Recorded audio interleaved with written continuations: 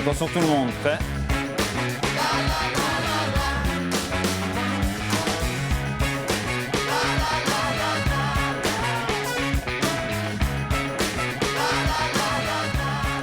Madame, Monsieur, bonsoir, bienvenue dans Match après Match, près d'une heure de discussion, de débat, d'analyse directement dans la foulée des rencontres de l'après-midi, des derbies ce week-end, mais aussi pas mal de micro-événements qui ont émaillé la semaine européenne. Nous allons donc en parler ce soir avec notre consultant Téléclub, Claude Gross. Bonsoir Claude. Bonsoir Philippe. Stéphane Fournier, le suiveur du FC Sion pour le Nouveliste depuis la nuit des temps, on va dire ça comme ça. Une trentaine d'années. Bienvenue à Anthony Sautier, le capitaine du Servette FC. Bonsoir. Et bienvenue également à notre représentant de la rédaction, Grégoire Picot. Bonsoir. Alors vous le savez, si vous désirez réagir aux propos tenus dans cette émission ou si vous désirez revoir des vidéos par exemple, vous pouvez le faire. Il y a différentes possibilités qui s'affichent maintenant au bas de votre écran. Alors on va parler du championnat de Suisse tout à l'heure dans la deuxième partie de l'émission. On va reprendre d'abord chronologiquement cette semaine quelques séquences qui n'ont pas manqué de provoquer certaines réactions. C'était mardi, mercredi, jeudi. Messieurs, regardez bien, réagissez et nous reprendrons les scènes qui, selon vous, méritent débat tout à l'heure. On commence avec un raté monumental. C'est celui de Lionel Messi. C'était mercredi à Prague à la 75e minute. On a aussi apprécié le retour en fanfare de Kylian Mbappé avec le PSG. 3 buts en deuxième mi-temps. Le blessé ne l'est visiblement plus et c'est Bruges qui l'a appris à ses dépens. Les Belges qui ont bien tenu le choc pendant une heure. Puis Mbappé, qui a remplacé Choupo-Moting, est passé par là. Donc 3 buts en deuxième mi-temps. C'est le trick parfait pour le joueur de l'équipe de France.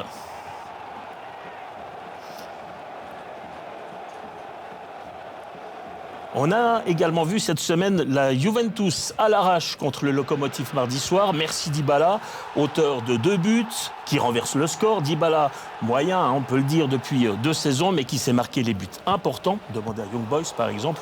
2 buts, donc, ici, pour offrir la victoire à la Juventus. Genk, Liverpool, pourquoi pas, mais là c'est pour le plaisir des yeux, le 2-0 britannique d'Alex Oxlade-Chamberlain, un bel extérieur pour le joueur d'origine jamaïcaine. Et il n'avait plus marqué depuis le mois d'avril 2018. Leipzig contre le Zénith. Allez, on va peut-être voir le 2-1 à la 59e minute de Marcel Sabitzer sur service de Klostermann. Joli but également. Un bel extérieur. Et puis on va assister à la grosse bêtise de la soirée. C'est celle d'Anthony Lopez, le gardien de l'Olympique Lyonnais, qui a voulu relancer vite, sans doute un peu trop vite. C'était bien, attention. Ce qu'il est un peu moins, c'est quand ça arrive sur le pied de Pizzi, qui marque à la 85e dans la cage vide.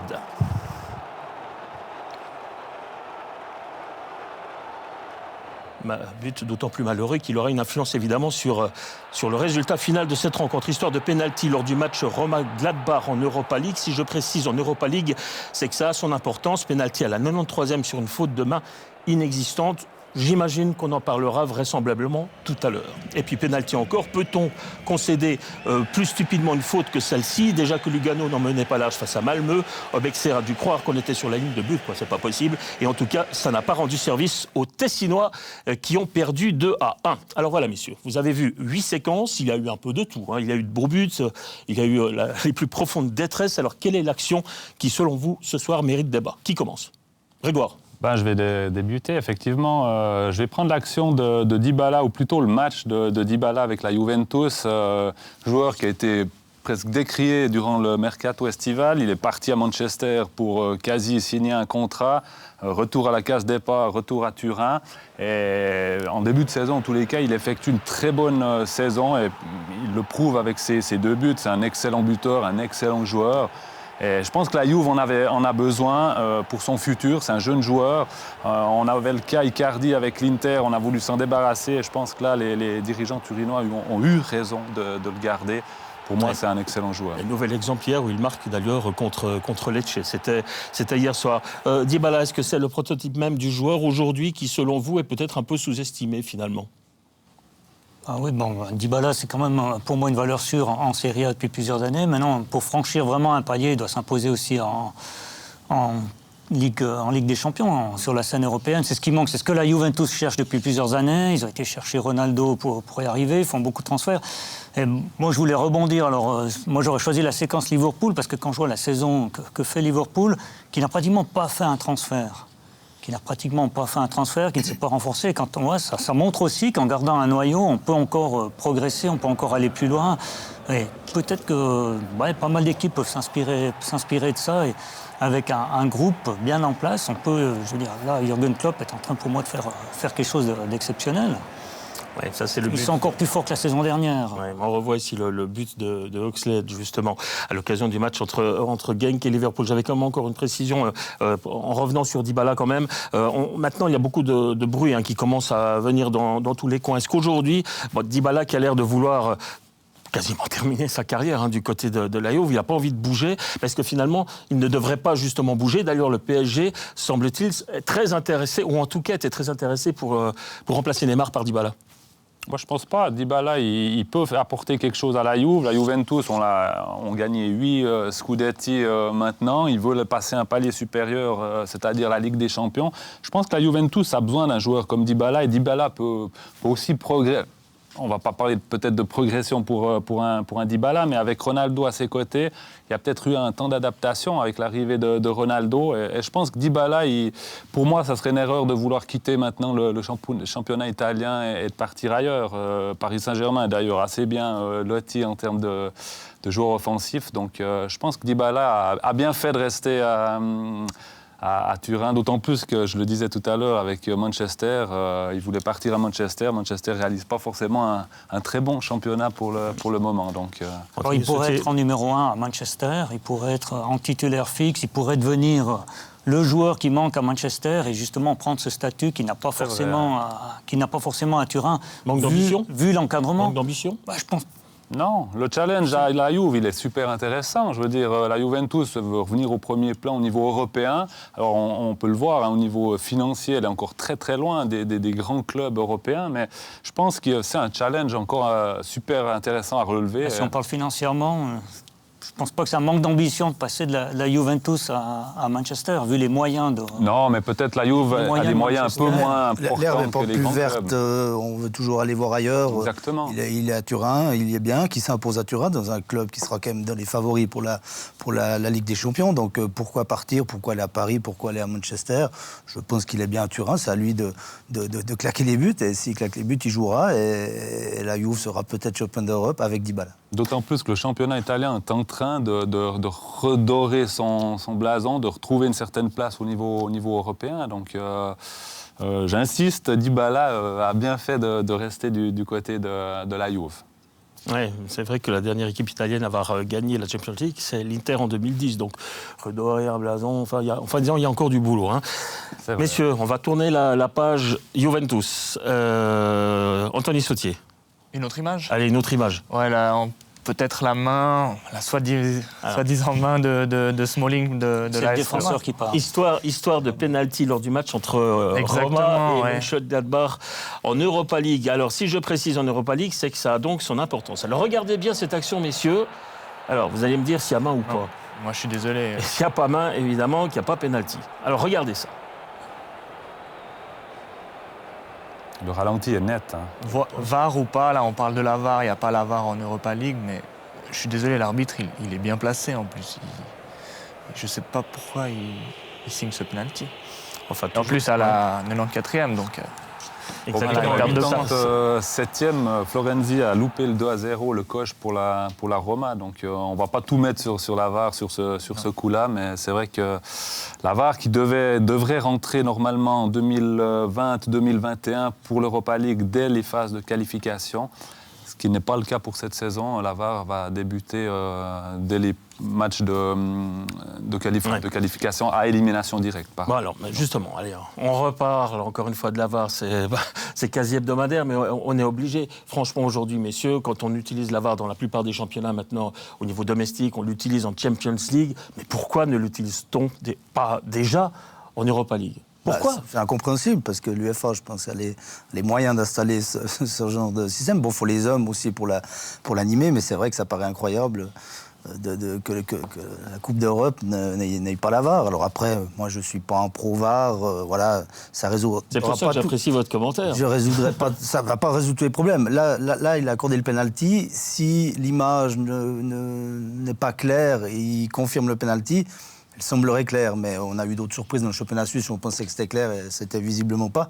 Donc, est-ce que la VAR aurait déjugé l'arbitre ? C'est même pas certain, et ça fait partie de ces faits de jeu, ma foi, qui sont... quand c'est contre vous, c'est bien sûr que vous aurez mis à voir la VAR, mais quand c'est pour vous, ça passe comme ça. Alors, j'en connais un qui râle à mes côtés parce que non seulement il suit la trajectoire du FC Sion depuis très longtemps, mais enfin bon, on va pas le cacher, hein, la Roma, c'est un club de cœur aussi pour vous.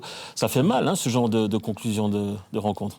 Oui, alors ça fait très mal. Maintenant, moi, comme Claude, je ne suis pas un pro-VAR, donc je dis aussi, c'est des éléments de jeu qui font partie du jeu.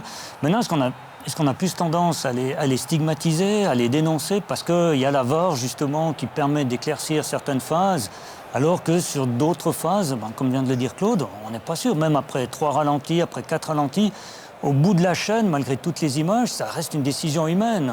Ça reste la décision de quelqu'un qui est devant un écran et qui va décider, oui, il y a eu contact, non, il n'y a pas eu contact. Néanmoins, oui, la VAR, elle a quand même apporté, je pense, un plus au niveau des championnats. Alors, comme vous l'avez dit, la VAR ne va pas tout régler, mais c'est vrai que, typiquement, là, si on avait eu la VAR, on aurait annulé le penalty et puis la Roma aurait sans doute gagné ce match 1-0. Donc, au final, il y a des hommes derrière, mais je pense que la VAR, elle peut apporter quelque chose. Peut-être sur des occasions franches, sur des pénaltys, par exemple, ou pénalty. Parce que même sur le hors-jeu, où vous pouvez mettre les 15 ralentis que vous voulez avec la ligne, et ça se joue à quelques millimètres, on n'est même pas sûr que le départ du ballon soit au bon moment. Donc même avec ça, on n'est pas sûr, on ne résout pas le problème du hors-jeu. La solution est dans le match. Un temps, on disait toujours, dans le doute, on doit laisser l'équipe offensive pour le hors-jeu. Et c'est plus le cas. Maintenant, on arrête ou on annule un but pour des dixièmes. On l'a vu, Anthony. On l'a vu avec nous, avec Alex Schall contre Saint-Gall. Ça se jouait vraiment, je crois que c'était une demi-épaule. Rien, et on favorise vraiment l'attaque. Normalement, c'est ce qu'on nous a dit en début de saison, voilà. on favorise l'attaque.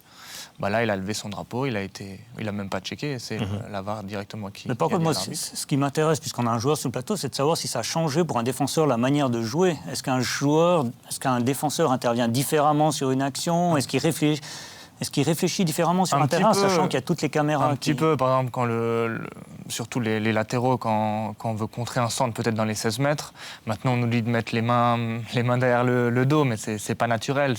On n'arrive pas à bien défendre comme ça, mais c'est clair qu'après sur les corners, faut faire attention à nos bras, parce qu'à tout moment, peut-être qu'ils ne sifflent pas, mais la VAR lui dit qu'il y avait faute d'Anthony Sautier et il y aura pénalty. Donc c'est clair qu'on fait attention maintenant.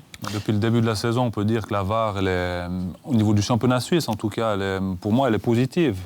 Il me semble, par rapport à... Elle est positive. Après, moi, je parle en étant servétien. Donc, il y a eu des moments où l'arbitre n'a pas demandé la VAR, alors que c'était plutôt clair, même tout le monde l'avait vu. Mais voilà. Après, on est au début, il y aura des erreurs. Est-ce qu'on se sent plus sûr en se disant, finalement, s'il y a un hors-jeu qui n'est pas forcément hors-jeu ou qui est vraiment hors-jeu, il y a de toute façon, on va voir la VAR, et puis ça rassure sur le terrain, ça... On ne sait pas, parce que maintenant, la nouvelle règle, c'est qu'il laisse jouer de toute façon. Après, donc nous, on doit continuer, et peut-être que 15 ou 20 secondes après, le juge de ligne va lever son drapeau. Donc, je ne sais pas si on se sent mieux, mais en tout cas, nous, maintenant, on doit en tout cas suivre les actions. Vous parlez de la position défensive particulière dans ce genre de cas. Je vous ai vu peut-être un petit peu tiquer tout à l'heure quand j'ai parlé de l'intervention de Obaxer avec Lugano contre Malmö. On va peut-être revoir cette image. Parlez-moi du jeu du défenseur, là. Vous êtes un peu concerné. Bon, qu'est-ce que vous en pensez ? Ouais, après, c'est toujours plus facile sur un plateau ou à la maison de dire « Ah, c'est une faute bête », mais... disons, c'est surtout l'endroit. Voilà, ouais. Peut-être qu'il doit rester derrière, mais je ne suis même pas sûr qu'il fasse exprès en voyant ces images. Donc ouais, c'est clair qu'il doit peut-être rester derrière, mais c'est toujours plus facile à dire qu'à faire. Voilà, ça c'était donc... c'est normal, coup entre latéraux, vous allez peut-être prendre un petit peu la défense du collègue. Tiens, on pourrait peut-être... encore une autre image qui a retenu particulièrement votre attention ? Bon, moi, c'est clairement Mbappé. Alors, on a vu des goals magnifiques, on pourrait tous les sortir. Mais Mbappé, ce qu'il fait, c'est pas nouveau. Il est phénoménal. Il revient de blessure, il rentre à la mi-temps et il met 3 goals et une Champions League. C'était pas contre une équipe de bas de classement de Ligue 1. Ce qu'il fait est phénoménal, tout simplement. Il faut juste peut-être qu'il surveille un peu sa communication, qui était excellente au début et qui commence à me déranger un petit peu. Alors après, c'est à chaud à la sortie du terrain, mais quand il dit qu'il voulait montrer qu'il est indispensable, déjà tout le monde le sait, Tourelle le premier. Donc voilà. Tourelle le premier, mais Tourelle qui le fait quand même rentrer qu'à la 52e, alors que Mbappé lui-même dit « je suis prêt à jouer, je veux jouer ». Oui, bon, c'est pas lui le patron. Le joueur veut toujours jouer, des fois. Il est pas dans aussi... Tourelle, il pense aussi aux matchs qui vont venir. Il y a un classico ce week-end, peut-être certainement qui sera ce soir. Il sera certainement sur le terrain. Il faut gérer aussi les joueurs. Si vous demandez à un joueur, est-ce que tu peux jouer, s'il n'est pas forcément à 100%, la plupart vont vous dire oui, je peux y aller, je me sens. Tourelle, il a raison. Tourelle, il a marqué 3 buts. Mbappé, qu'est-ce que vous pouvez lui reprocher? Il y a une passe def, 40 minutes. Oui. Bon, après, le coach. Le joueur doit avoir une part d'égoïsme aussi, je pense, surtout un attaquant. Et puis. Par rapport à ce retour de blessure, je trouve qu'Mbappé, il a montré une certaine maturité. Alors, on peut discuter sur certains faits et gestes qu'il a des fois sur le terrain. Hein. Il a aussi connu quelques expulsions. Mais je trouve que, globalement, c'est un joueur qui est, pour moi, c'est un futur tout grand joueur, s'il ne l'est déjà. Mais il démontre encore une fois qu'en revenant de blessure, il réussit à mettre 3 buts en Ligue des Champions. Il y a quand même une toute grosse pression. Quand il dit « je veux jouer », il y a quand même une grosse pression. Parce que quand il va se retrouver Tourelle avec un Cavani en pleine forme, un Icardi en pleine forme, un Neymar qui devrait être de retour, un Mbappé... Oui, mais il n'y a pas de souci pour Mbappé. Non, et puis il y a un autre joueur. Alors, on parlait avant de Dybala, je veux dire, voilà, un joueur argentin qu'on a annoncé partant l'année dernière. Enfin, c'était fini, il ne jouerait plus au Paris Saint-Germain. Et qu'il n'avait pas le niveau, enfin on l'a annoncé en Espagne partout, puis je trouve que Di Maria depuis... Il est phénoménal. Il est absolument extraordinaire. Paris, je crois que va beaucoup mieux sans Neymar. C'est-à-dire qu'il y a trop d'attaquants. On sent que le groupe... Il y a trop d'attaquants de qualité. Oui, mais on sent que le groupe vit mieux sans Neymar. Et en plus, je ne suis pas sûr que ça soit bien pour Mbappé, parce qu'ils sont... Ouais. Ils sont assez proches et je ne suis pas sûr pour Mbappé qu'il le côtoie trop souvent. Neymar a réalisé un très bon début de saison, encore une fois. Hein, un joueur qui était prêt à partir et au final, il marque le 1-0 première journée. Quand il revient de... Il est nouveau blessé. Et voilà. Alors voilà, peut-être un joueur un petit peu fragile, mais c'est pas ça. PSG, il faudra suivre cette saison. Tout le monde est d'accord. Ils ont connu des 2 dernières saisons avec des éliminations presque... terrible, on va dire, mais c'est vrai que Paris, il faudra compter sur cette équipe. L'année passée, Paris a à peu près la même chose en automne. Est-ce que Paris a besoin de Neymar pour gagner, messieurs? Oui, mais quand vous l'avez, bien sûr qu'il faut l'utiliser. Il faut l'utiliser, mais... Voilà, je suis un peu l'avocat du diable, mais bien sûr qu'il faut que vous avez la chance d'avoir un joueur comme Neymar. Mais on s'aperçoit que le groupe, où je sens plus de joie dans ce groupe du PSG depuis que Neymar n'est pas sous le terrain. Bon, on l'a vu, donc Tourelle, Mbappé, c'est peut-être aussi un petit peu un combat de coq, mais Mbappé avait réclamé, on se souvient, au dernier Soulier d'Or, des responsabilités. Justement, est-ce que le fait qu'il ait l'impression, peut-être, il joue peut-être aussi un petit peu tactique, mais le fait qu'il ait l'impression qu'il ne soit pas encore aussi responsable qu'il aimerait l'être sur le terrain pourrait le pousser à partir. Aujourd'hui, la Juventus vient d'annoncer qu'elle était prête à mettre 380 millions d'euros pour le transférer. Est-ce que c'est, selon vous, encore une fois, ou est-ce que c'est faisable? 380 millions d'euros, c'est presque le double de la Juventus a augmenté son capital action cette semaine de 300 millions d'euros, justement. Donc, elle veut grandir au niveau européen. Elle a encore passablement d'étapes à gravir, je pense, pour lutter contre les grosses équipes. Mais c'est vrai que ça fait réfléchir. Le dernier transfert de Neymar de 220 millions d'euros, on est en train de faire exploser les chiffres. Quasiment le double. Là, on est dans des sommes astronomiques. Même moi, en tant que footballeur professionnel, des fois, ça me sidère. Les 380 millions, au bout d'un moment. Dans 3-4 ans, on en sera où? Ouais. C'est comme ça. Pour ça a pris un autre débat sur le... Exact. Bon, en tout cas, affaire à suivre, parce que Mbappé est sans doute un des joueurs les plus courtisés à l'heure actuelle et par les plus grands d'Europe. Il y a encore une autre séquence, on a encore un peu de temps. Une autre séquence qui a retenu votre attention? Oui, on pourrait parler de Messi, tiens. Messi. Bon, là, c'est pas à son avantage, là, ce qui s'est passé contre le Slavia Prague. Regardez. Regardez ça. Bon, voilà. Disons qu'on l'a vu marqué dans des situations plus compliquées. C'est peut-être un tout petit peu quand même pour mettre en exergue les difficultés actuelles de Barcelone. D'ailleurs, c'est pas le seul grand d'Espagne qui est en difficulté, puisque c'est Granada qui est leader du championnat. Barcelone moyen, actuellement. C'est vrai, moyen, mais après, il reste dans le trio de tête du championnat espagnol. Les choses sérieuses vont commencer de toute façon après Noël. Peut-être pas être non plus trop performant trop vite.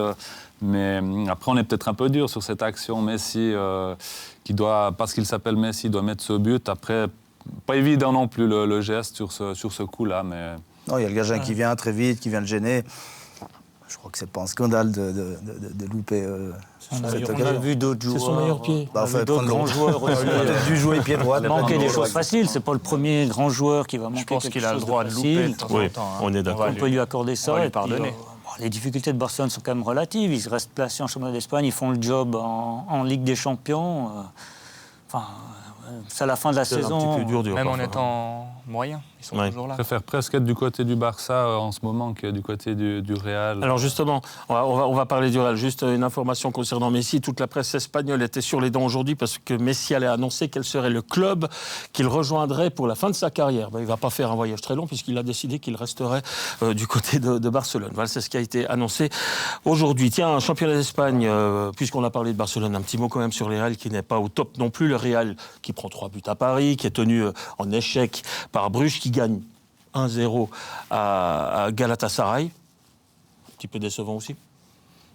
Oui, mais après, c'est vrai que si on prend un Zinedine Zidane qui a gagné 3 fois la Ligue des Champions, 3 fois de suite, qui revient au club, on attend beaucoup aussi du Français. Puis aujourd'hui, encore comme le Barça, aujourd'hui, ils sont dans le trio de tête au niveau espagnol. En Champions League, ils sont pas largués.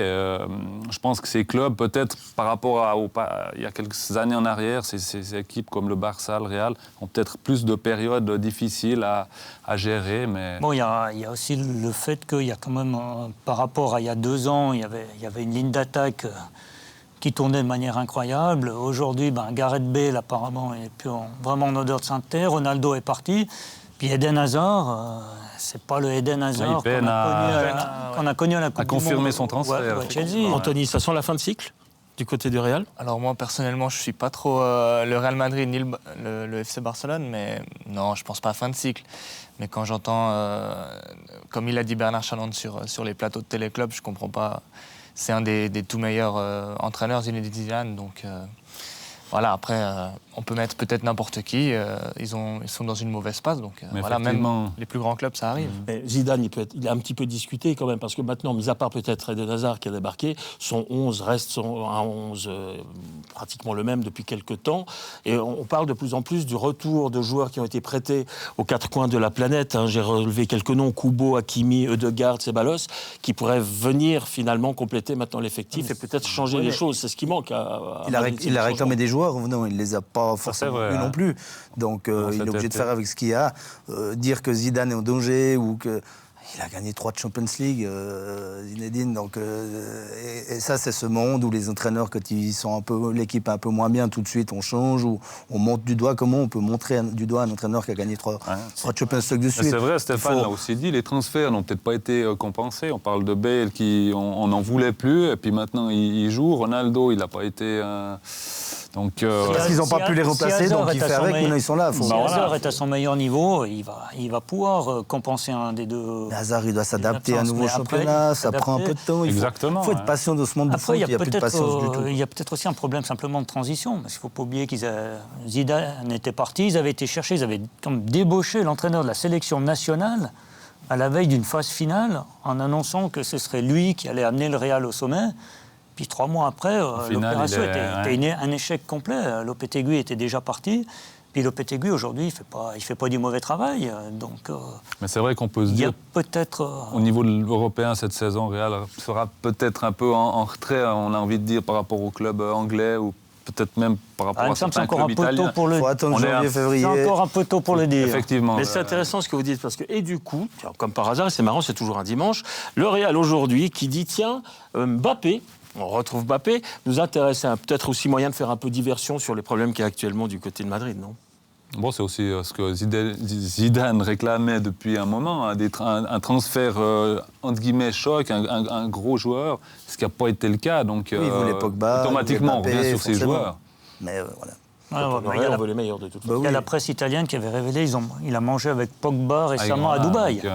Enfin, je me semble que c'est Dubaï. Hein. Oui, Ils ont été vus ensemble, ils ont mangé ensemble. Après, on sait très bien que pour un club comme Real Madrid et un entraîneur comme Zidane, je pense que sur la liste, ce qu'on appelle toujours quand il y a des transferts, la short list, il ne doit pas y avoir 15 noms. Ouais. Tout le monde connaît les joueurs qui peuvent rejoindre le Real. Et si on va parler de championnat suisse d'ici quelques instants, je voudrais encore revoir une dernière image, c'est celle de Lopez.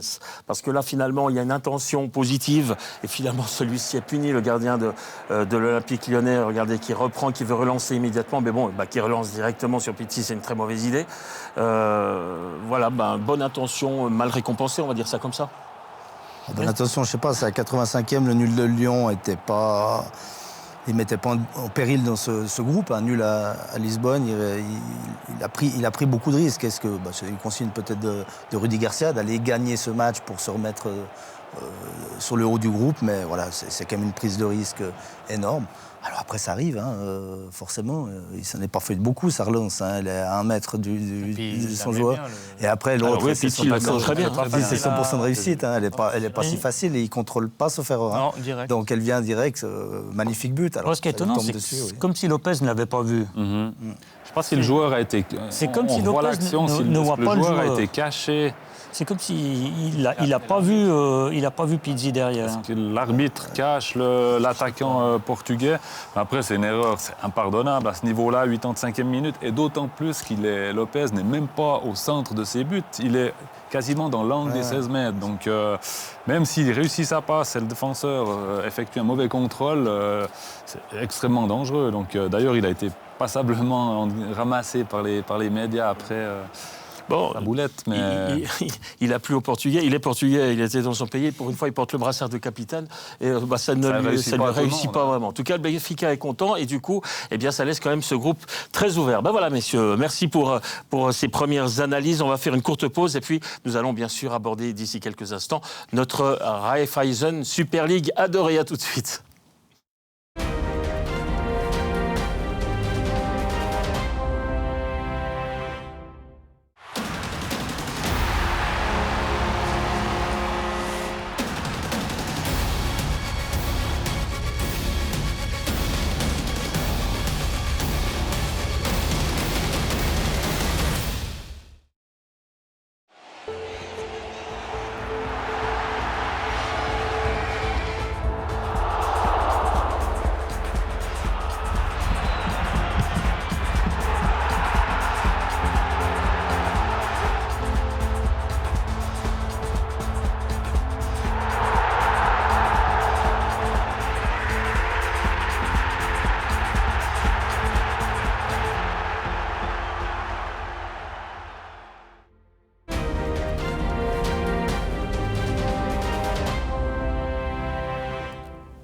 Match après match, édition dominicale, toujours en compagnie de Claude Gross, Stéphane Fournier, Anthony Sautier et Grégoire Picot. Raiffeisen Super League, 12e journée, vous connaissez les résultats des relements, ils ont tous joué hier, on va y revenir dans le détail. Dans un instant, on va quand même préciser que cet après-midi, Saint-Gall s'est imposé à Lugano 3-1 avec un doublé de Quintia. Young Boys a battu Thun 4-2, doublé de Roger Assalé. Et victoire, surprise, de Zurich face à Bâle 3-2, c'est Kramer qui a marqué le 3-2 décisif à la 61e minute. Alors voici les conséquences au classement. Regardez, changement de leader. Young Boys reprend les commandes avec 2 points d'avance sur Bâle. Sion maintient sa 4e place, mais attention, le bon wagon s'éloigne. Il y a désormais 6 points de retard sur le 3e. Servette n'est pas serein, Anthony, surtout que Xamax n'est plus qu'à 1 point des Genevois. Voilà, donc hier à Tourbillon, Sion et Servette ont fait match nul, 1 but partout. Avant d'évoquer le match, je vais profiter de la présence d'un journaliste, du Nouveliste sur ce plateau pour vous demander comment vous pouvez bosser à Tourbillon actuellement. Puisqu'on le sait, vous n'avez plus le droit pratiquement d'adresser la parole aux joueurs, enfin dans tous les organes du club. C'est compliqué de travailler. C'est compliqué de travailler, on s'assied simplement comme un spectateur, au milieu des spectateurs en tribune. Alors on a la chance d'être invité par de généreux sponsors qui nous fournissent des billets. On suit le match et puis ensuite, en fonction du ressenti, des informations qu'on peut glaner à gauche ou à droite, on essaye de retranscrire et surtout de donner le plus d'informations possible quand même par rapport à ce qui se passe sur le terrain et à ce qui se vit. Ouais. Je sais que vous n'avez pas vraiment envie, on peut le comprendre, et puis surtout vous n'avez pas le droit vraiment de vous exprimer sur le sujet, mais vous sentez que c'est une situation qui va perdurer ? Le public valaisan vous écoute, vos lecteurs vous écoutent. Ouais, mais ça fait déjà quand même... maintenant, ça fait 14 mois, on est bientôt à 1 année et demie. Donc on s'installe gentiment dans une sorte de routine et un changement à l'horizon ne s'annonce pas. Bon, on verra pour la suite, mais il est clair que là, la liberté de la presse, elle en prend quand même un petit coup, n'est-ce pas, Grégoire? C'est vrai que c'est très dommageable. Ce qu'on a envie de dire aujourd'hui, c'est qu'on ne connaît pas tous les éléments de ce cas nouvelliste Christian Constantin, parce que finalement, c'est Christian Constantin et le nouvelliste. Donc, essayer de trouver une solution, de se mettre à table, de trouver peut-être un médiateur pour discuter. Et je pense que le FC Sion a besoin du nouvelliste, a besoin de journalistes. Et les journalistes font leur travail. Donc je trouve que c'est dommage. C'est dommage parce que le FC Sion, c'est aussi une belle vitrine, c'est une belle image. Et, je crois que le nouvelliste apporte aussi quelque chose au FC Sion. Donc on espère sincèrement qu'une solution sera trouvée pour tout le monde. Anthony Sautier, Jean-Daniel Visentini, lui, il a toujours accès à vos locaux, là, il n'y a pas de problème. Hein. Non, là, pour Grosse couverture de la Tribune de Genève. Ouais, non, il est toujours là. Ça fait maintenant, je ne sais pas combien d'années qu'il est là, donc il écrit toujours les articles. C'est le Fournier, je le vois, quoi, en quelque sorte. Exactement. On va dire ça comme ça. Il est d'origine valaisanne. En plus, voilà.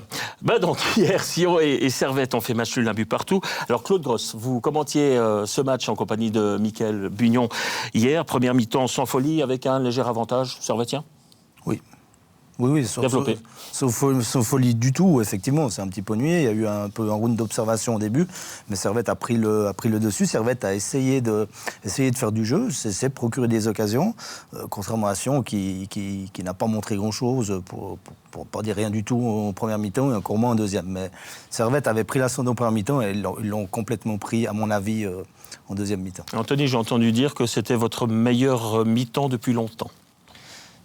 Oui, c'est pas faux. On est un peu dans une période plus compliquée, mais voilà, j'entends beaucoup de gens qui parlent de crise, mais on n'est pas du tout dans une crise. On est à notre place. Voilà, on est le néo-promu, on est le petit. On apprend beaucoup et voilà, maintenant, dans des périodes compliquées, comme je l'ai dit avant, je pense que le point à Sion est bon. On a montré surtout la première mi-temps qui était très bonne. En deuxième mi-temps, on a un peu baissé de régime, mais voilà, c'est dans des mi-temps comme ça qu'on apprend et qu'on va travailler surtout. Disons que là, ça m'affole un petit peu d'entendre que Servette est dans une période compliquée, parce que peut-on dire à ce moment-là de Sion, et en plus d'entendre que Servette a baissé de régime en deuxième mi-temps, durant laquelle Sion n'a pas adressé un seul tir au but. Je parle surtout des occasions. Je pense qu'on a eu en première mi-temps beaucoup plus d'occasions qu'en deuxième mi-temps. Ça s'est un peu neutralisé. Il y a eu beaucoup plus de duels en deuxième mi-temps. Le terrain à Tourbillon est bon, mais là, je ne sais pas ce qu'il avait. Il était plus compliqué à jouer en deuxième mi-temps. Moins bon qu'à Genève. Non, c'est pour ça que... Les appuis avaient l'air difficiles. Exactement, il y a beaucoup de mottes alors que normalement... Ils sautaient dans les prises de balles, c'était bon, nous, on est habitués, hein, c'est pas une excuse, parce qu'à Genève, comme vous l'avez dit, il n'est pas au top, mais voilà. On ne peut pas dire qu'en tant que défenseur, hier, les défenseurs de Servette ont été mis sous pression. Il y a 2 tirs au but, un coup franc et un penalty. Ça veut dire que sur action de jeu, si on n'a pas tiré au but... On a été solide. Moi, ça fait donc une trentaine d'années que même plus, ça fait bientôt 50 ans que je suis ici en tant que spectateur puis journaliste. Je crois que je ne me souviens pas de ça, d'une telle situation. En fait, puisque vous parlez statistiques, il y a eu 15 tirs à 2 en faveur de Servette de tout le match. Et je vous parle de tirs, pas des tirs cadrés, hein, je vous parle des tirs cadrés et non cadrés. C'est un chiffre qui fait peur quand même. Hein. C'est un chiffre qui fait peur. Sur la partie, effectivement, on n'a pas vu un plongeon. On a vu un joli arrêt de Mitriouchkine sur un coup franc de déviation il me semble, Donc on n'a presque pas vu de parade de gardien. Moi, ce qui est, je trouve, inquiétant plutôt du côté du FC Sion, c'est que c'était un derby du Rhône. On sait ce que ça représente, peut-être surtout pour les supporters, mais un derby, on dit, se joue pas, se gagne. Là, on n'a pas l'impression que les joueurs du FC Sion étaient dans un derby. Les 10 premières minutes étaient franchement affligeantes. Après 4 défaites consécutives, la nervosité peut expliquer. On est d'accord, mais au bout d'un moment, on doit trouver, on doit pouvoir quand même y avoir, se sortir de cette situation. Et il y avait la possibilité vis-à-vis de l'ennemi numéro 1, si on peut parler comme ça, face à Servette. Donc c'est incompréhensible et ça peut paraître inquiétant parce qu'on l'a dit, on n'a pas vu de tir, on n'a pas vu de dédoublement, on n'a pas vu de 1-2, des 1 contre 1 où on élimine son adversaire, il n'y avait rien de tout ça. Donc, C'est inquiétant. Tu parlais de l'envie, je ne suis pas sûr que les Sédunois n'avaient pas envie. Non. J'ai vu quelque chose d'un peu supérieur par rapport notamment à la deuxième mi-temps de Lucerne. J'ai vu plus d'engagement au Sédunois. Après, l'engagement, ça ne fait pas tout, il faut la qualité. Et est-ce qu'il y a les qualités? Alors bien sûr qu'on parle de Guirguiche, de Thomas, de Song, ce milieu de terrain a beaucoup de qualités, mais hier, on ne les a pas vus. Thomas est moins bien, Guirguiche est moins bien. Après, autour d'eux, est-ce qu'il y a assez de qualité pour pouvoir proposer autre chose? C'est peut-être tout simplement ça, parce qu'ils devraient faire du jeu, ils devraient montrer plus, mais ils devraient, oui, mais est-ce qu'ils en ont les moyens? Ils en ont les moyens, mais quasiment un match sur 3, il y a des joueurs qui ne montrent pas assez de caractère. Non, et ils ne sont pas assez réguliers dans leur match. Et ça fait depuis plusieurs saisons où les joueurs cadres n'arrivent pas à aligner les bonnes performances, aligner les week-ends. On a certains joueurs qui vont faire des très bons matchs, des très bons week-ends, et tout à coup, on ne les voit plus pendant deux matchs. Donc, non, mais de toute manière, manque de caractère. Je veux dire, je sais pas, mais Anthony Sottier en tant que défenseur... S'il se fait abuser comme se sont fait abuser les défenseurs de Sion sur le but de Servette, c'est juste impressionnant. Un slalom en 3 joueurs, au sortir d'une touche, dans les chiffres aussi, Claude a été entraîneur, c'est le 6e but sur les 9 derniers que Sion prend sur une situation de balle arrêtée. Sur les 9 derniers buts encaissés par le Sion, il y en a 6 sur des situations de balle arrêtée, soit une remise en jeu, soit un coup de coin. Alors, moi, je sais pas, j'ai toujours entendu les entraîneurs, les joueurs dire c'est une question simplement de concentration, d'agressivité sur les balles arrêtées, d'envie. Oui, sur une balle arrêtée directe, là, il y a quand même une phase de jeu. Oui, mais c'est au départ. C'est pas une balle arrêtée, vous n'êtes pas au marquage parce que mentalement, vous n'êtes pas prêt à vous faire mal ou aller au duel. Là, il y a quand même une action super bien jouée. Il y a ils sont un peu spectateurs. Il y a 3 joueurs qui sont spectateurs. Ils sont un peu spectateurs. Ils ne sont pas dans l'agressivité. Mais l'attaquant servettien réalise un joli geste technique. Le but est beau, on ne peut pas le mettre comme une phase. Non, peut-être pas. Balle arrêtée. Au départ. Oui, mais déjà qu'on avait de la peine à marquer, alors laissez-nous cette action pour comme action dans le jeu. Magnifique. Alors, ok, si on était dilettante, mais il fallait quand même le marquer. En plus, il l'a marqué de super belle manière. Bon, je vais le faire. L'enchaînement était bien et la finition magnifique. Je vais me faire peut-être appeler Arthur en Valais, mais si je dis que finalement cette 4e place actuellement au classement du FC Sion, elle est très fragile et que le FC Sion, depuis le début de cette saison, a une baraka incroyable. Ils se sont quand même sortis très souvent de situations compromises, surtout en début de championnat. Finalement, le FC Sion, on s'est peut-être vu un peu trop beau à Sion, non? Alors, je pense pas. Moi, je le dis depuis le début. Ils gagnent leur match sans la manière, ok, mais ils gagnent leur match. Et surtout à Sion, ça va laisser le temps à Stéphane Anchaud de pouvoir développer, de pouvoir amener quelque chose dans le jeu. Et maintenant, on s'aperçoit que les résultats sont plus là, parce que peut-être la chance les a un peu quittés, mais il n'y a rien de nouveau. Il n'y a toujours pas de jeu, il n'y a rien. Donc j'ai l'impression que presque l'équipe régresse. Vous parlez de Stéphane Anchaud. Il y a évidemment que quand les résultats ne sont pas là, le président Constantin, il n'est pas content. Et puis évidemment, il y a des bruits qui fuitent. Et puis à l'arrivée, vous avez, regardez, ce genre d'article, c'est le Blick évidemment d'aujourd'hui. Si Anchaud est devant la porte de sortie, comment vous l'interprétez ça? Je crois qu'il faut être très clair à Sion. 5 matchs, 1 point. Déjà, c'est une situation qui laisse peu de marge de manœuvre à l'entraîneur. Après, si on prend les déclarations de Christian Constantin cette semaine, où mardi, il dit « je n'ai pas du tout l'intention de me séparer de Stéphane Anchaud ». Et hier, après le match, ce qu'on lit, c'est « j'ai besoin de temps pour réfléchir ».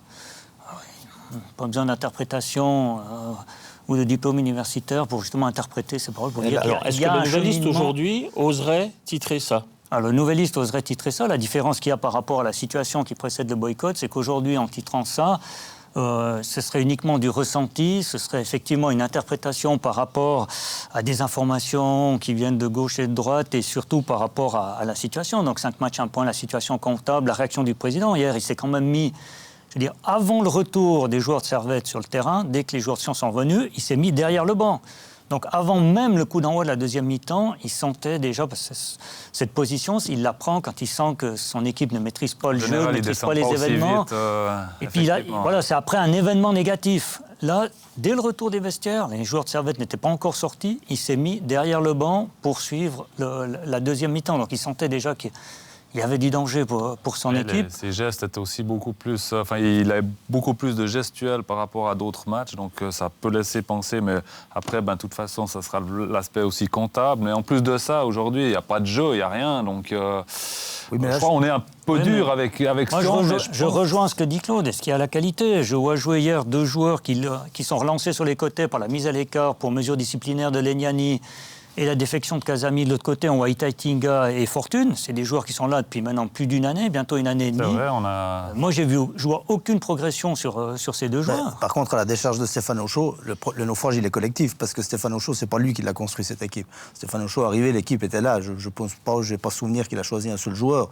Je crois que son effectif était là, ou à peu de choses près. Ça veut dire qu'il est arrivé avec un effectif qui était construit, donc lui, il fait avec ce qu'il a. Alors, des fois, il fait avec ce qu'il a. Alors, si vous avez une philosophie et que les joueurs s'y adaptent pas, il faut peut-être la modifier. Mais les joueurs sont là et c'est pas lui qui les a choisis. Donc, le naufrage, à mon avis, il est collectif. Anthony, il y a une pression terrible quand on entend ce qui se passe du côté de Tourbillon. Vous êtes un peu plus tranquille du côté de la Praille, quand même. Ouais, nous. Le président, il descend de temps en temps. Il descend, des fois il vient la semaine aux entraînements, mais à la mi-temps, je n'ai pas le souvenir qu'il soit descendu. Il était très tranquille hier à Tourbillon. Un peu, peut-être le froid, un petit peu. Didier Fischer à un moment donné, est un personnage qui parlant, respire la sérénité. Donc, ouais. J'ai vu Christian descendre en deuxième mi-temps. Quand j'étais à Sion, j'étais plus jeune, donc ça m'avait pas marqué, pardon. Voilà, je voulais simplement jouer, mais maintenant, quand je vois, je pense que ça ne doit pas être facile, que ce soit pour les joueurs ou pour Stéphane Auchaud. On ouvre un petit dossier. J'ai envie d'appeler ça le dossier Schalke. Alors, je vous parlais de VAR tout à l'heure. Vous allez comprendre pourquoi. Regardez, très bon attaquant, hein, Schalke. D'ailleurs, il a marqué hier, mais regardez, encore une fois, regardez bien une nouvelle fois, ça c'est le but à vitesse normale. Et puis ensuite, notre producteur Daniel Romano a décidé de ralentir un petit peu l'image ici. Alors, pouce, index, majeur, c'est le majeur, on a vérifié. Encore une fois, c'est un geste qui, ça va se payer cash, hein, je vous le dis tout de suite, Anthony. Il y a eu un précédent, c'était en 2011 avec Drmic, qui s'était pris 2 matchs de suspension. Bon, vous lui dites quoi à Schalke quand ça se passe comme ça? Moi, je l'ai vu en direct. Après, sur le moment, je me suis dit, non, il n'a pas fait ça. Et je lui ai demandé tout de suite après, parce que le juge de ligne l'a vu. Puis tout de suite, quand on fait le but, je lui dis, mais ne fais pas ça. Puis même lui, sur le moment, il s'est pas rendu compte. Il m'a dit, ah ouais, j'ai fait ça. Je pense que c'était dans l'euphorie du match, mais c'est clair que... Ouais, c'est un geste après, peut-être qu'il s'est passé, voilà, et puis c'est le majeur qui est sorti. Ah. Mais... Moi, il y a deux choses. Moi, je l'ai vu, je l'ai signalé en direct, puisqu'on décortiquait le but. J'étais sur mon écran et quand il passe vers le but, et tout de suite, j'ai dit magnifique but. Par contre, ça pas. Et où je m'interroge, c'est la VAR à nouveau, puisque je ne défends pas forcément la VAR. Qu'a fait la VAR? Où était l'arbitre VAR derrière son écran? Parce que comme M. Tchoudi ne le voit pas, il voit le but, il sort son calepin, il ne le voit pas. Non, que l'assistant ne le voit pas, je peux encore comprendre, il regarde peut-être ailleurs. Mais est-ce que tout le monde l'a vu avec un ralenti, la VAR doit intervenir. Bon, ça, c'est pas un geste qui revient sur les difficultés de la VAR. Doit-il intervenir? Il va être suspendu de toute façon. Ah non, ça c'est un geste sur un terrain qui mérite un carton rouge. Donc la VAR intervient pour un carton rouge. Donc la VAR devait alerter M. Tchoudi en disant remets pas en jeu. Bah, il n'a même pas besoin d'aller voir. La VAR, il lui dit. Mais ça veut dire que la VAR. Ça veut dire qu'il valide le but et derrière, il l'expulse. Oui, ouais, mais ils n'ont peut-être pas vu justement ce fait de jeu. Alors comment on revient par rapport à la VAR. En direct sur mon ralenti, ils ont 3-4 ralentis. Je ne sais pas ce qu'ils font derrière l'écran pendant qu'il y a les ralentis. Ouais, je suis d'accord avec toi. Mais après, ben voilà, on revient à le thème de la VAR. Bon, on ne va pas en débattre encore trop longtemps, mais effectivement, c'est des faits de jeu que la VAR, ma foi, pourra peut-être. Et c'est un fait de jeu important. Il y a quoi, 20 minutes de jeu, demi-heure? Ah ouais, non, c'est clair. Servette marque, enfin, quoi, j'ai envie de dire, parce que ça manque, surtout Schalke, et enfin, il retrouve le chemin des filets. Avec un geste comme ça, il se sanctionne lui, parce qu'il va prendre 2 à 3 matchs. S'il laisse son équipe à 10 pendant 1 heure, c'est quand même problématique. Alors peut-être contre Sion hier, ça n'aurait rien changé, mais c'est problématique. Et ça, c'est des gestes qu'il faut vraiment... C'est incompréhensible du joueur. Bon, après, il y a la réaction dans le feu de l'action. Ça vous est arrivé d'avoir des gestes pas maîtrisés dans le feu de l'action? Le doigt d'honneur, non, jamais. Mais non, je crois que j'ai pas le souvenir d'avoir fait ça. Mais il est conscient que... Je pense qu'il est conscient déjà. Bah, sur le moment, il était un peu choqué. Il m'a dit ah ouais, j'ai fait ça. Mais après le match, il a revu les images. Donc là, il s'est rendu compte. Mais je reviens, là, il y avait un tifo des supporters du FC Sion avec... si vous allez regarder les images, il fait un doigt d'honneur, donc peut-être c'était sa réponse, je ne sais pas. Voilà, mais c'est clair qu'il doit pas le faire. Je pense en tout cas qu'on reparlera encore de cette histoire-là, puisqu'effectivement, il y a quand même des matchs de suspension en jeu apparemment. Mais visiblement, il y a quand même un petit flou, parce qu'on ne sait pas si ce cas du doigt d'honneur est véritablement réglé, même dans le cas de la VAR. Il y a encore un petit flou, et apparemment, on va... Ça serait quand même extraordinaire Ouais, de, mais on de s'en sortir indemne. On risque d'en reparler. Quand on sait qu'un buteur qui enlève son maillot est systématiquement averti aujourd'hui, alors qu'une célébration d'enlever le maillot, je trouve comme quelque chose de beaucoup plus naturel. Est-ce que ce fait de jeu est dans le règlement, entre guillemets, de la VAR au niveau du championnat? Tout geste qui mérite un carton rouge doit être, la VAR doit signaler. Faut-il que ce soit protocolé? C'est peut-être pas forcément le cas. Ouais, alors s'ils ont fait un truc un peu boiteux, ça je... Bon, alors moi, enfin voilà, ça c'est ce qui va nous tenir. Je suis pas surpris. Je suis entièrement d'accord, mais c'est sans doute quelque chose qui était Je me suis peut-être posé pas la question dans le hier en protocole fin de VAR. match, si Ruiz échappe au carton rouge à cause de ça. Ça veut dire, est-ce que l'arbitre, à la Peut-être. mi-temps, il a eu vent qu'il aurait dû, et puis il s'est dit, ouais, je peux pas mettre un rouge à Sion parce que... Alors, elle valait sans doute un rouge comme Bua avec Bâle face à Zurich. C'était face à Zurich. Bon, on en reparlera. Je vois que le temps passe très vite. Il nous reste une dizaine de minutes d'émission. Je voudrais quand même parler d'un peu de Neuchâtel-Xamax. On ne va quand même pas oublier qu'un des 3 romans a gagné. Quand même, ce week-end, c'est donc Neuchâtel-Xamax qui l'a emporté 2-0 face à Lucerne. Première victoire à domicile pour Xamax cette saison. Enfin, Claude. Ben oui, enfin, mais Xamax, depuis quelques matchs, est différent. Xamax commence à se montrer dangereux, commence à produire du jeu. Et l'année passée, Xamax avec Stéphane Auchaud faisait forcément des points. C'était une opération Komodo, une opération sauvetage, c'est pas tout à fait pareil. Et on avait peur avec une autre équipe, parce qu'ils ont quand même perdu 3 joueurs majeurs par rapport à la saison passée. Et avec une autre équipe, on craignait que ça soit compliqué. C'était compliqué au début. Et je pense que Joël Magnin est pour beaucoup, parce qu'on commence à avoir une identité à cette équipe neuchâteloise. Il fait jouer Carlon, enfin, parce que je le dis depuis tellement longtemps que c'est un joueur qui me plaît. Et il n'a jamais eu sa chance en Super League. Beaucoup d'entraîneurs le mettent, le relèvent. On ne sait pas trop. Aller. Et là, il joue et enfin, il marque des buts. Je disais, il marque des buts cette année, oui, mais parce qu'il joue. Ça, c'est plus facile. Donc, l'autotech Nuzzolo. Voilà, alors, il a une bonne autotech Nuzzolo. Ça doit faire 2-3 ans que Nuzzolo n'est pas le meilleur buteur de Neuchâtel-Xamax après une douzaine de journées de championnat. Donc, c'est une bonne nouvelle, finalement. C'est que l'éclosion offensive de Carlon. Et surtout que l'association est bonne. Carlon, seul au point, s'il n'y a pas Nuzzolo, peut-être sera différent. Mais les deux sont feu. Et c'est paradoxal parce que finalement Xamax, qui lutte pour sa survie en fond de classement, trouve 2 joueurs qui sont dans les 4 meilleurs buteurs du classement. C'est vraiment une très bonne nouvelle, parce qu'en plus, Nuzzolo, ces derniers temps, s'il avait l'efficacité de la saison dernière, il aurait peut-être déjà aussi une dizaine de buts. Il y a 2-3 situations encore hier soir où la saison dernière... il l'aurait mis sans problème. Ouais. Anthony Sautier, du coup, vous sentez un petit peu le souffle de Xamax dans la nuque maintenant. C'est vrai qu'en faisant des matchs nuls, on n'avance pas beaucoup au classement. Là, Xamax fait un petit pas en avant. On sait que Xamax, c'est une équipe qui semble condamnée cette année un peu à souffler le chaud et le froid. Comment vous ressentez ça, vu évidemment de l'adversaire qui devance désormais l'équipe de pas grand-chose? Non, c'est clair qu'on est toujours à un point devant, mais... Comme je le répète souvent, ils ont déjà une année d'apprentissage en Super League. Nous, c'est la première année, ça fait maintenant 6 ans qu'on n'était plus retourné en Super League. Beaucoup de joueurs n'ont jamais connu cette Super League. Donc voilà, maintenant on est à notre place, comme je l'ai dit en début d'émission. Ça va être compliqué. La seule chose cette saison, c'est le maintien. Il y a beaucoup de gens, avec les premiers matchs en voyant Servette, ils pensaient au haut de tableau. Mais c'est clair qu'il allait avoir une petite difficulté. Et maintenant, tout le monde est conscient, on vise le maintien. Est-ce que l'effet promotion a disparu? C'est possible, c'est possible. Maintenant, on voit qu'on est dans une spirale négative et c'est jamais facile d'en sortir. Mais c'est là qu'on doit montrer notre force de caractère. On voit la force de caractère d'une équipe, c'est dans les moments compliqués. Donc, il faudra montrer ça les prochains matchs. Et surtout, comme vous l'avez dit, les matchs nuls, on n'avance pas. Il faudra surtout faire des victoires. Alors, je dois vous avouer que j'ai de la peine quand même à comprendre un peu techniquement ce Neuchâtel-Xamax-là. Il y a du bon, il y a du pas bon. Parfois, j'ai l'impression que c'est l'énergie du désespoir. Par exemple, dans le premier quart d'heure, hier, 9 tirs de la part de Xamax. Est-ce que Xamax va trouver son salut plus dans l'énergie que dans la qualité technique de son jeu? Alors, sur hier, j'ai pas vu, puis j'étais à Sion. 9 tirs en 15 minutes. Oui, ben c'est bien. Ils avaient fait un super match à IB. On dirait qu'on part à l'assaut, quoi. On a l'impression ils ont fait une deuxième mi-temps. Anthony le sait mieux que quiconque contre Servette qui était incroyable. Alors dû au fait que Servette a reculé, était plus là, ou Neuchâtel très fort, mais c'est sûrement un peu des deux. Neuchâtel a fait une deuxième mi-temps contre Servette absolument incroyable. Ils ont shooté aussi je ne sais combien de fois. Ils ont marqué 2 buts. Ils ont même pu l'emporter en fin de match. Ils ont enchaîné avec un super match à IB et hier ils ont confirmé en gagnant. Donc je trouve que cette équipe monte en puissance. C'est vraiment intéressant parce qu'ils tentent leur chance. Je veux dire, le but de Carlon, il est contré au duel aérien, mais tout de suite il est en mouvement pour se replacer, puis le ballon il arrive. Moi, ce que je trouve cette équipe va de l'avant et forcément les résultats, si vous les provoquez un peu. De Gaëtan, comme tu disais avant, c'est qu'il frappe sans regarder. Enfin, il sait où il est, puis il la frappe, il prend sa chance tout de suite. C'est vraiment un geste de buteur.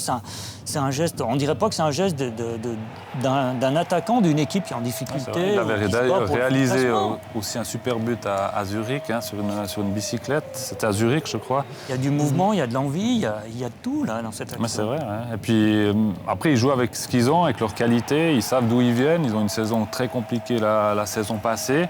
Après, ils ont en valeur intrinsèque, ils n'ont pas le contingent d'un IB ou d'un Bâle. Alors on le disait souvent, peut-être, ça serait une saison difficile. On n'a pas toujours été tendre avec l'équipe de Neuchâtel. Mais sur la longueur, peut-être qu'ils vont trouver une régularité. On a des Carlon qui retrouvent confiance. Ce sera peut-être difficile la saison. Mais moi, j'ai l'impression de voir une équipe en progrès. Une équipe on voit une amélioration. Et ça, c'est des signes. Je pense dans le jeu, on parlait de Sion tout à l'heure, dans le jeu, ils sont pas complètement à la rue, j'ai envie de dire. À l'heure actuelle, c'est même peut-être Sion qui est la moins bonne équipe au niveau du jeu de la Super League. Donc Xamax, effectivement, je pense qu'elle monte en puissance. Justement, rapidement, vous le savez, sans doute jeudi, Xamax se rend du côté de la Pontaise. On se dit, quand on regarde la saison du Lausanne Sport et quand on voit celle qu'on prévoyait pour Xamax, on s'est dit une chance quand même pour le club de Challenge League. Là, pour finir, Xamax arrive avec l'étiquette de favori en terrain lausannois. Non, je pense pas. Ça sera du 50-50. Alors favori peut-être parce que Neuchâtel est en Super League, mais Lausanne est en pleine bourre. C'est quasi 3-4 buts par match avec deux jeunes attaquants incroyables. Non, Xamax ne va pas arriver là-bas, pour moi, en favori. Et puis un match de coupe reste toujours un match de coupe. Je pense que Xamax ne va pas sous-estimer Lausanne, mais par contre, je pense que Xamax n'a pas à se présenter en perdant ou en petit à la Pontaise. Ils sont quand même en confiance. Ils font des bons matchs. Comme l'a dit Claude tout à l'heure, il y a des très bons matchs. Il y a quelque chose, on sent que quelque chose, effectivement, est en train de grandir. Et ça, je rappelle, ils ont quand même perdu Ademi par rapport à la saison passée où il y a eu le sauvetage. Ademi, Pouloulou, Seredi. Et quand même, c'est Semenovic qui était important derrière. Ils n'ont pas forcément été remplacés. Donc je trouve admirable ce qu'ils sont en train de faire. Je veux quand même vous prouver que Lausanne, c'est quand même du sérieux. Vous savez, si je vous parle de la Pontaise aussi, c'est parce qu'il y avait le gros derby vaudois de ce week-end, cet après-midi. Lausanne Sport, Stade Lausanne-Ouchy. 5-0, but de Turques, Schnevely, Zekiri, Lepogam et Dominguez. En plus, il y a eu 2 poteaux. Le tout devant 5430 spectateurs. Ça, c'est un petit peu décevant quand même. Alors, on va dire que le Lausanne Sport a remis un peu l'église au milieu du gros village. Après avoir perdu 3-0 le premier derby, on peut dire qu'une certaine logique est respectée quand même, cette fois-ci. Spécialiste de la Challenge League, Claude. Oui, la logique a été respectée. Au match aller, Lausanne n'a pas joué. Ils ont fait un non-match du début, de la première minute à la dernière minute. Donc, ils ont été sanctionnés par une belle équipe de Stade. Stade qui est un tout petit peu moins bien en ce moment, comme beaucoup d'équipes. Chaque équipe a un creux. Ils ont pris 11 buts en 3 matchs. Ça fait beaucoup, 0 points. Ils ont balle encore en coupe cette semaine. Donc, voilà, chaque équipe a une période difficile. Je pensais que pour Stade, aller à la Pontaise après l'heure de revers était une bonne chose parce que vous avez une petite motivation supplémentaire. Mais la motivation n'a pas suffi. Lausanne était vraiment supérieur aujourd'hui. Ils ne parlaient pas de revanche, mais là, clairement, ils l'ont pris par rapport au match aller. La vie du joueur, Anthony Sautier, quand on est dans une équipe qui a, avant cette rencontre, 10 points d'avance sur le dernier, 10 points de retard sur le premier, qu'on se prépare à un championnat sans souci, c'est pas toujours évident, finalement, de rentrer sur le terrain et de se donner... voilà, 5-0, c'est quand même une belle claque, quoi. C'est une belle claque et Lausanne est en pleine bourre. Après, comme l'a dit Claude, le stade Lausanne-Ouchy est une période un peu plus creuse. Je pense qu'aussi, comparé à la saison passée, ils ont eu l'euphorie du début de saison. Puis là, ils calent un peu, mais En regardant un peu les matchs du stade Lausanne-Ouchy, je pense qu'ils ont une très bonne équipe et ils vont se maintenir assez facilement. Puis là, on a vu que Lausanne était clairement au-dessus, donc je pense que c'est les favoris numéro 1 à la promotion. On a l'impression qu'ils se font plaisir sur le terrain avec des jeunes joueurs, Zekiri et Turquès, 20 et 23 ans. Ils ont plus de 20 buts à eux deux pour le Lausanne Sport. Donc on a l'impression que rien ne peut les arrêter cette saison. Et, ça serait assez incroyable. On ne veut pas parler déjà du futur, mais d'avoir peut-être 4 équipes romandes en Super League, ça serait magnifique. Stade Lausanne-Ouchy qui a pris donc une rouste cet après-midi contre un bon Lausanne Sport apparemment. Stade Lausanne-Ouchy, Bâle en coupe. Tiens, Bâle, vous connaissez bien, vous les fréquentez aussi depuis quelques années. Vous voyez une petite chance quand même. Quand on prend 11 buts en 3 matchs, c'est compliqué. Hein. C'est compliqué. Pourtant, défensivement, c'était bien Stade Lausanne-Ouchy. Surtout que Bâle, cette saison, est quand même très sérieux. Alors, ils ont perdu aujourd'hui, ils font beaucoup tourner, mais je pense que ça suffira quand même pour éviter vraiment la grosse déconvenue en Coupe de Suisse. C'est la coupe. Tout est possible. Pour l'avoir vécu une fois, c'est vrai, on accueillait le leader de Super League et on était en Première Ligue encore et nous avions gagné. Donc c'est la coupe, tout est possible. Xamax a un jeu, Stade Lausanne a un jeu plaisant qui, voilà, Bâle est dans la gestion de l'effectif et du temps, pourquoi pas. En tout cas, ça sera une belle soirée pour eux et faut qu'ils en profitent. Voilà, messieurs, je crois qu'on va gentiment rester là pour cette édition de match après match. Merci beaucoup de votre participation. C'était Daniel Romano et Samuel Stéphane qui ont piloté cette émission ce soir. Alors, je vous l'ai dit, les meilleures équipes du pays, ou presque toutes, disputeront la Coupe de Suisse cette semaine. Retour du championnat de Suisse sur Téléclub dès samedi prochain. Vendredi, vous le savez, c'est la Toussaint. Merci de nous avoir suivis. Moi, je vous retrouve dimanche pour une nouvelle édition de match après match, le lieu où l'on fait, mais aussi où l'on défait parfois l'actualité. Excellente fin de journée à toutes et à tous, et à bientôt. Bye bye, salut.